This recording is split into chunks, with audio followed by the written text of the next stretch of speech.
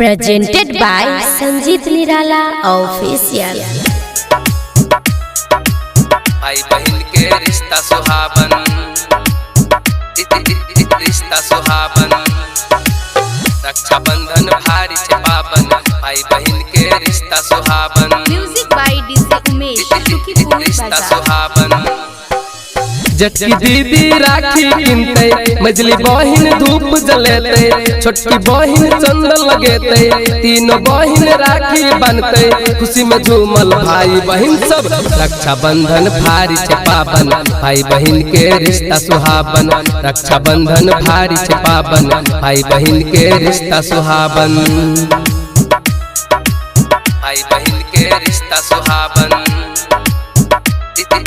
रिश्ता सुहावन, डीजे रक्षा बंधन उमेश भारी छे पावन। भाई बहन के रिश्ता सुहावन, सुखीपुर बाजार।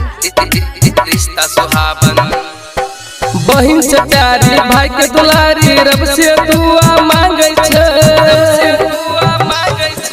हर भाई के बहिन राखी बन को अमर राखे छे। भैया के बचा के सबसे छुपा के अपने नजर में राखे छे।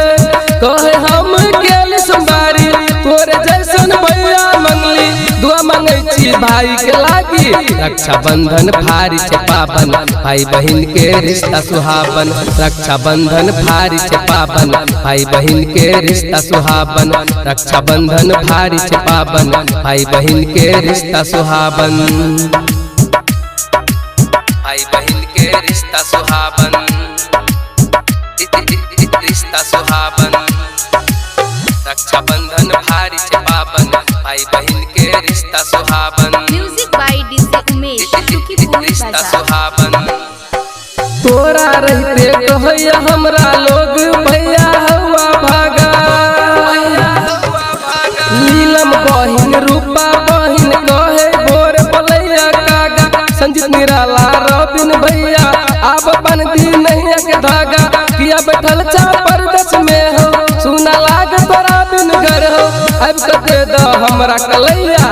रक्षा बंधन भारी छे पावन, भाई बहन के रिश्ता सुहावन। रक्षा बंधन भारी छे पावन, भाई बहन के रिश्ता सुहावन।